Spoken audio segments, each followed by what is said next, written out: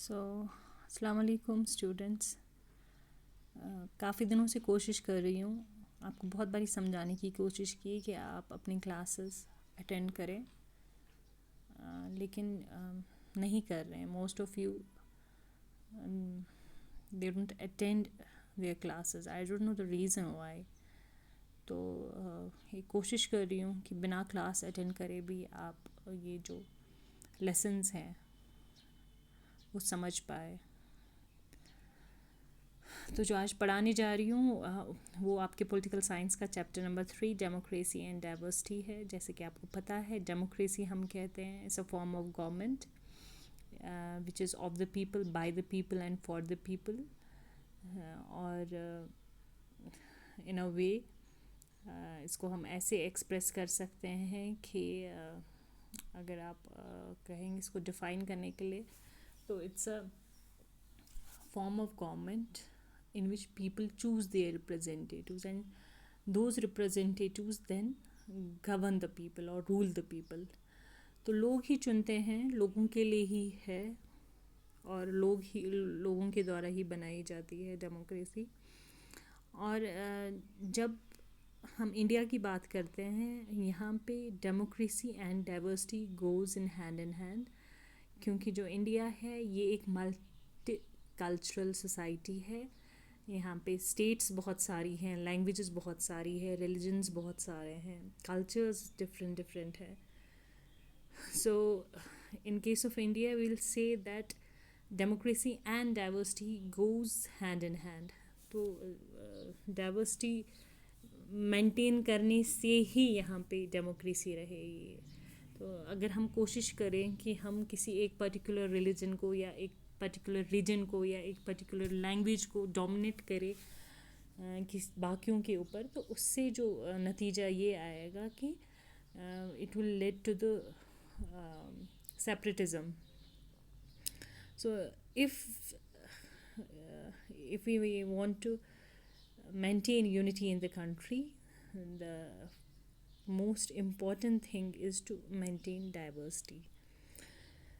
So we'll move ahead. तो बात करेंगे 1968 में जो ओलंपिक्स हुए थे मैक्सिको सिटी में।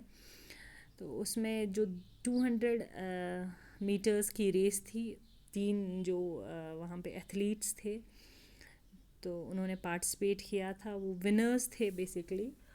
और during their award ceremony what did basically they did was कि उन्होंने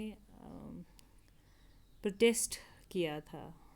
उन्होंने जो मैक्सिको ओलंपिक्स थे उसको एक स्टेज की तरह यूज़ किया और उन्होंने अपने प्रोटेस्ट को शो किया उस ओलंपिक के थ्रू। तो जो 2 ब्लैक अमेरिकन अफ्रीकन्स थे, तो their one was gold medalist and another was bronze medalist. Both of them were American Africans और ब्लैक अमेरिकन्स. एंड वो क्या करना चाह रहे थे, क्या जताना चाह रहे थे, वो प्रोटेस्ट करना चाह रहे थे जो उनके साथ रेशियल डिस्क्रिमिनेशन हो रहा था।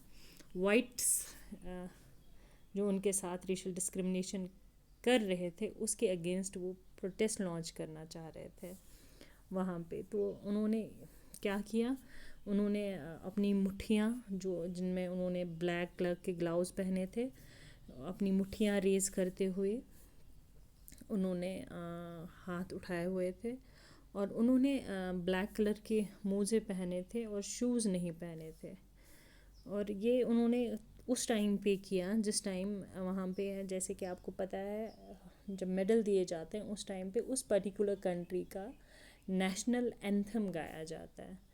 तो उस नेशनल एंथम, जब अमेरिका का नेशनल एंथम वहाँ पे स्टार्ट हुआ, तो उसी टाइम उन्होंने ये अपनी एक्शंस दिखाई। और दिखाना क्या चाह रहे थे, एक तो ये जो उनकी बंद मुट्ठी थी वो शो कर रही थी कि they were showing the power of black people. तो अपनी ताकत दिखा रहे थे। साथ ही साथ जो उन्होंने शूज़ नहीं पहने थे और ब्लैक कलर के सॉक्स पहने थे, वो दर्शा रहा था, वो शो कर रहा था कि कैसे मतलब उनके जो लोग हैं वो शूज़ अफोर्ड नहीं कर सकते. In a way it was representing their poverty. ठीक है. तो उन्होंने क्या किया, इस ओलंपिक के स्टेज को यूज़ किया. उनके साथ जो डिस्क्रिमिनेशन हो रहा था उसके अगेंस्ट आवाज़ उठाने के लिए, या उसको इंटरनेशनली कहीं ना कहीं लोगों के सामने लाने के लिए उन्होंने इस स्टेज का यूज़ किया. तो टॉमी स्मिथ थे जो गोल्ड मेडलिस्ट थे, और जॉन कैरलस थे जो ब्रोंज मेडलिस्ट थे. दोनों वो अफ्रीकन अमेरिकन थे. बेसिकली ये जो अफ्रीकन अमेरिकन्स थे, ये 17th सेंचुरी में स्लेव्स की सूरत में लिया गया था उनको अमेरिका. तो तब से वहीं पे रहते थे, और somehow somewhere they were still discriminated after so many years of their settlement in America. So in order to raise their voice against this thing, they choose Olympics, तो ताकि इंटरनेशनली वो इस चीज़ को रेज कर सके. तो एज़ यू नो, जैसे मैंने आपको बताया कि ब्लैक कलर की सॉक्स और जो उन्होंने शूज़ नहीं पहने थे, वो ये रिप्रेजेंट कर रहा था कि जो ब्लैक पीपल थे अमेरिका के, दे वर क्वाइट पुअर, वो बहुत गरीब थे. उसके अलावा जो उनकी मुट्ठियाँ शो कर रही थी, वो ये शो कर रही थी, वो सिंबलाइज कर रही थी उनके पावर को. मतलब जो ब्लैक पीपल थे या जो अफ्रीकन अमेरिकन्स थे, उनका जो पावर है उस चीज़ को दर्शा रहा था. तो इस चीज़ से उन्होंने क्या किया, they were able to somehow launch a protest against this racial discrimination. मतलब ये जो उन रेशियल डिस्क्रिमिनेशन कहते हैं हम, वो डिस्क्रिमिनेशन या वो भेदभाव जो कि रेस के बेसिस पे हो. मतलब जहाँ पे आप एक रेस को सुपीरियर समझो और एक रेस को इन्फीरियर समझो, तो वो जो डिस्क्रिमिनेशन होता है उसको रेशियल डिस्क्रिमिनेशन कहा जाता है उसको.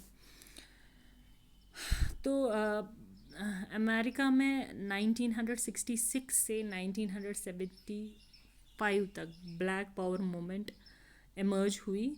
ये सबसे ज़्यादा मिलिटेंट और रेसिस्ट मूवमेंट थी यूएसए की.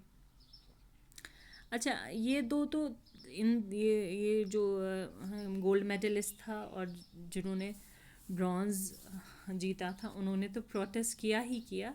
लेकिन उसके साथ साथ जो एक एथलीट थे ऑस्ट्रेलिया के जिनका नाम पीटर नॉर्मन था, उन्होंने भी इनका साथ दिया. और उन्होंने कैसे साथ दिया, इन्होंने भी अपनी आर्म के ऊपर एक ह्यूमन राइट बेज लगा दिया. मतलब एक कपड़ा बांध लिया जो समहाउ शो कर रहा था कि वो भी इनके साथ है, वो भी अपनी सॉलिडेरिटी इनके साथ शो कर रहे थे.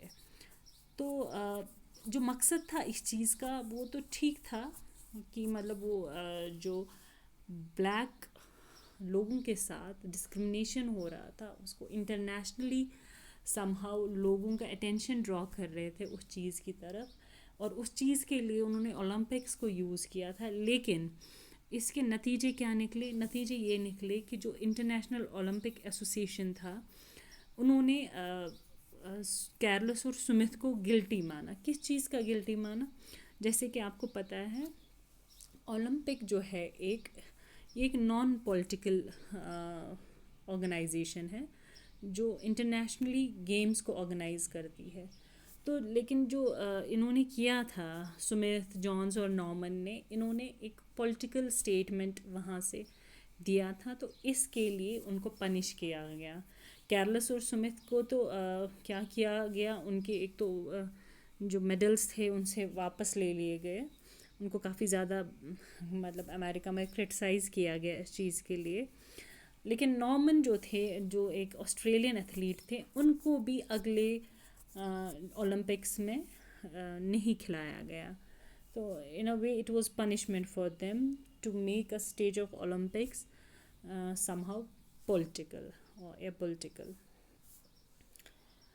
तो कहीं ना कहीं जो उनका मकसद था उस मकसद में तो कामयाब रहे वो, क्योंकि जब उन्होंने ऐसा किया होगा उनको पता होगा कि इसके रिpercussions ऐसे हो सकते थे, तो लेकिन वो इस चीज़ के लिए तैयार थे, इसलिए कहीं ना कहीं वो अपने मकसद में कामयाब हो गए कि उनका जो ये मकसद था कि वो इसके अगेंस्ट, रेशल डिस्क्रिमिनेशन के अगेंस्ट जो वो आवाज़ उठाना चाह रहे थे उसको उठाने में वो कामयाब रहे।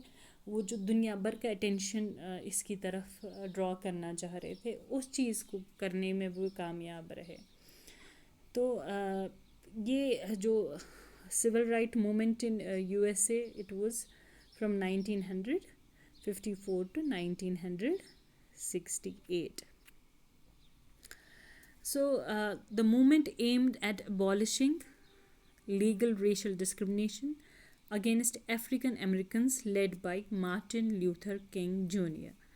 तो अब ये जो सिविल राइट्स मूवमेंट थी, इसका क्या मकसद था? ये मूवमेंट लॉन्च की गई थी कि जो वहाँ के ब्लैक्स हैं, अमेरिकन ब्लैक्स हैं, उनके साथ जो रेशल डिस्क्रिमिनेशन हो रहा था उसको समहाउ मतलब उसके अगेंस्ट ये मूवमेंट चलाई गई थी। और इसको कौन लीड कर रहा था? इसको Martin Luther King junior lead कर रहे थे। और इस मूवमेंट को non violent methods of civil disobedience against racially discriminated laws. तो जैसे कि आपको पता है नॉन वायलेंट मेथड्स होता है जहाँ पे आप वायलेंस का यूज़ नहीं करते, जैसे कि गांधी जी ने इंडिया में नॉन वायलेंट मेथड्स को यूज़ किया था ब्रिटिश एम्पायर के अगेंस्ट। तो सेम इन्होंने भी यूज़ किया, वही चीज़ें वही मेथड्स यूज़ की, इन्होंने भी लॉन्च किया सिविल डिसओबीडियंस, ताकि वो जो डिस्क्रिमिनेटरी लॉज हैं उनको ख़त्म कर सकें। तो आज के लिए इतना, तो कल हम और करेंगे।